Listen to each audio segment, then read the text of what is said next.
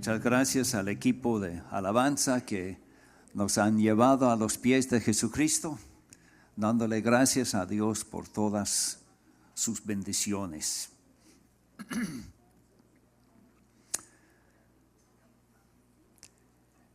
Estén siempre alegres, oren sin cesar. Den gracias a Dios en toda situación. De veras debemos dar gracias a Dios en toda situación. Me van a decir, pero tú no sabes mi situación, lo difícil en que me encuentro en estos momentos.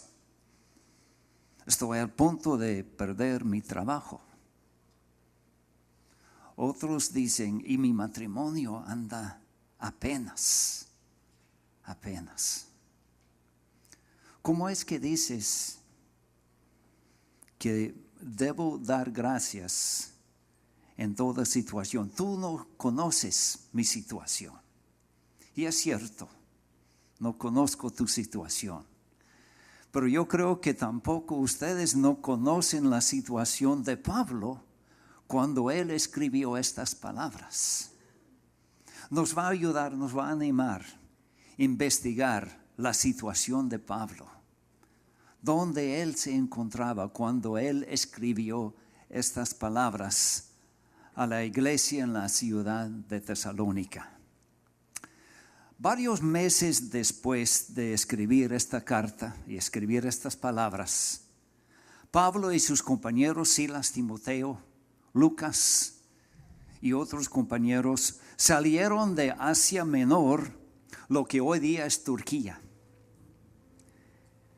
Pablo había soñado, tuvo un sueño, una visión, donde un hombre de Macedonia le habló y le dijo, ven a ayudarnos. Entonces Pablo y sus compañeros salieron de Troas, llegaron por barco a la ciudad de Filipos, en la provincia de Macedonia.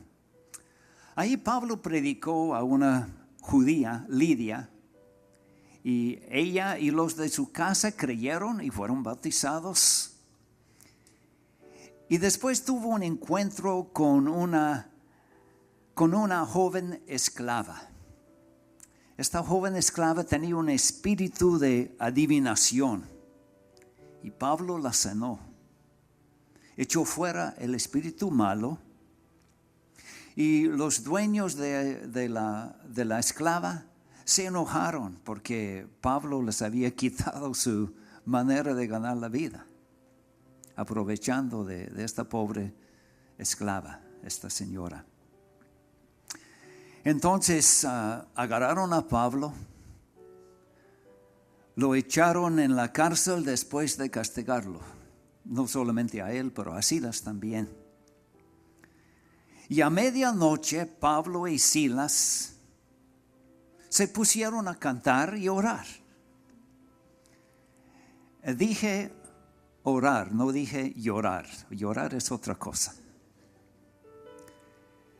Pablo, aún en este tiempo difícil, en esta situación difícil, iba cumpliendo con lo que iba a escribir después a los de Tesalónica.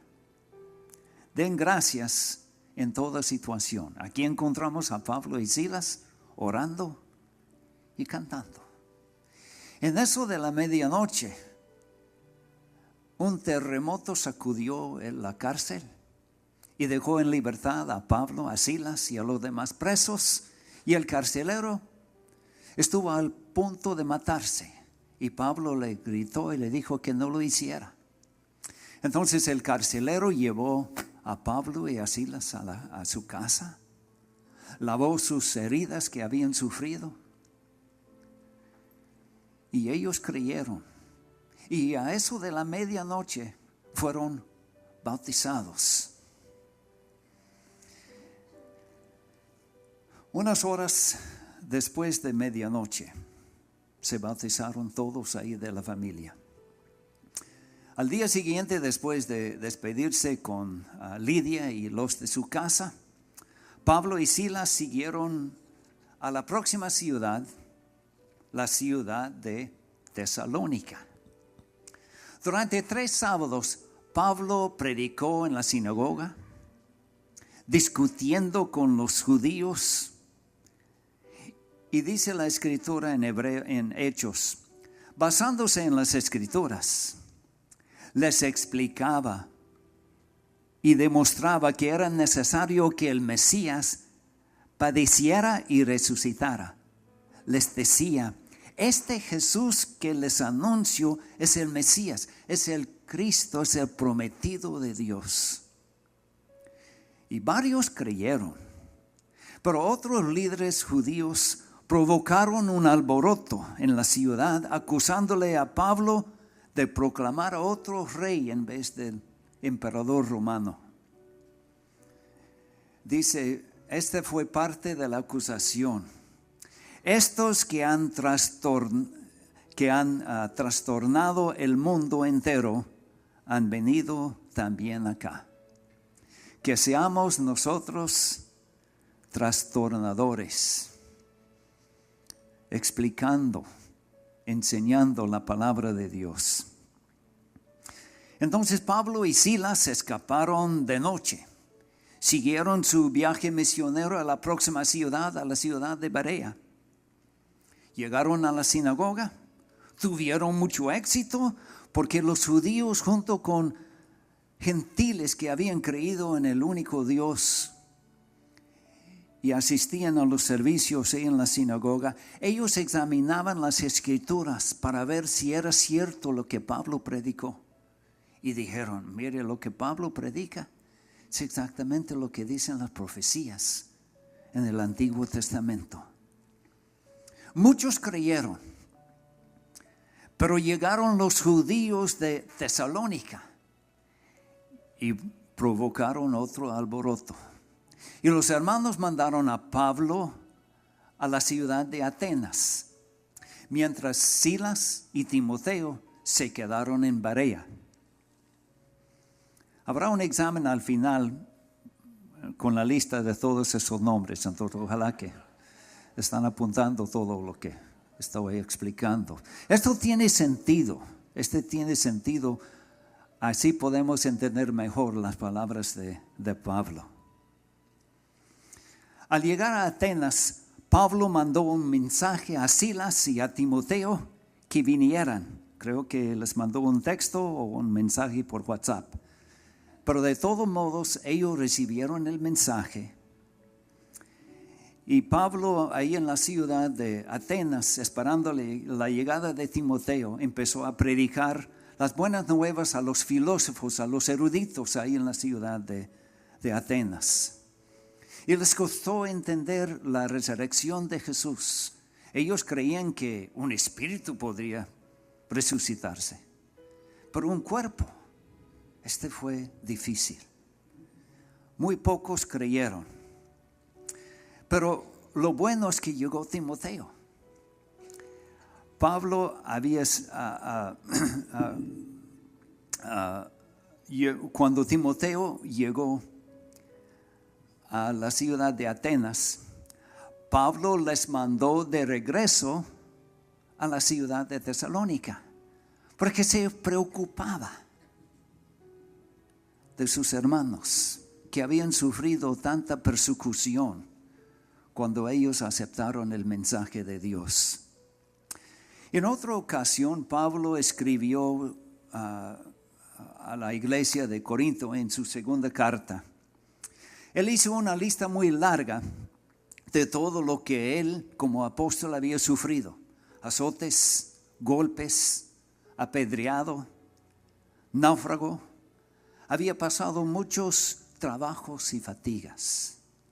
Y Pablo terminó esta lista de peligros y dificultades con estas palabras: además de todo eso, a diario llevo la carga de mi preocupación por todas las iglesias. Y por eso Pablo no pudo resistir y quiso mandar a Timoteo a ver cómo están los hermanos ahí en Tesalónica, porque estos hermanos han sufrido mucha persecución, a ver si están aguantando, a ver si están creciendo. Y después de mandar a Timoteo a Tesalónica, Pablo continuó su viaje misionero y llegó a la ciudad de Corinto. Otra vez Pablo tuvo mucho éxito. Logró establecer una iglesia en la ciudad de Corinto,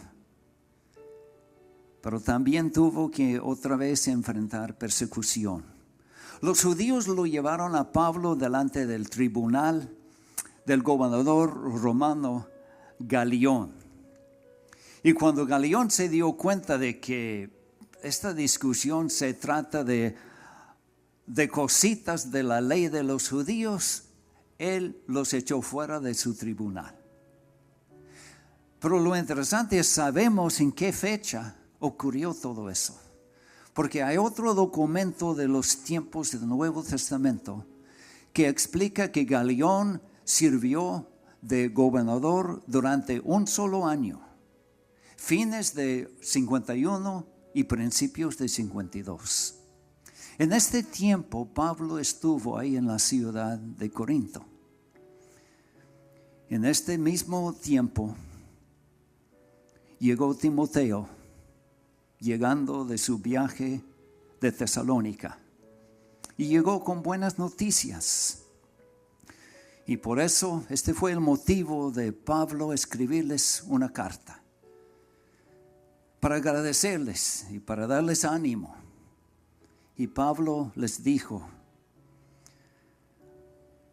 pero ahora Timoteo acaba de regresar y nos trajo buenas noticias acerca de la fe y el amor de ustedes. Nos contó que siempre recuerdan nuestra visita con alegría y que desean vernos tanto como nosotros deseamos verlos a ustedes.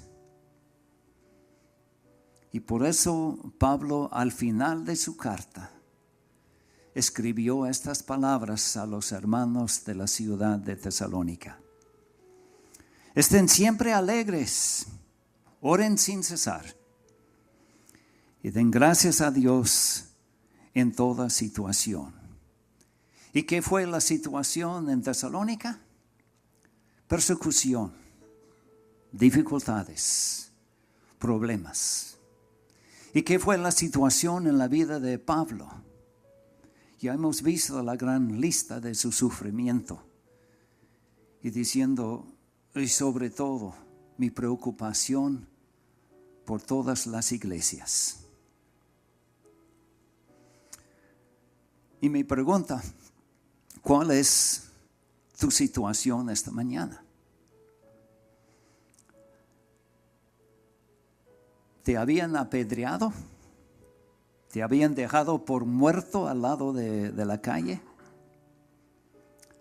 ¿Te han azoteado? ¿Te han golpeado? ¿Te han echado en la cárcel por haber predicado la palabra de Dios? ¿Cómo está tu situación esta mañana?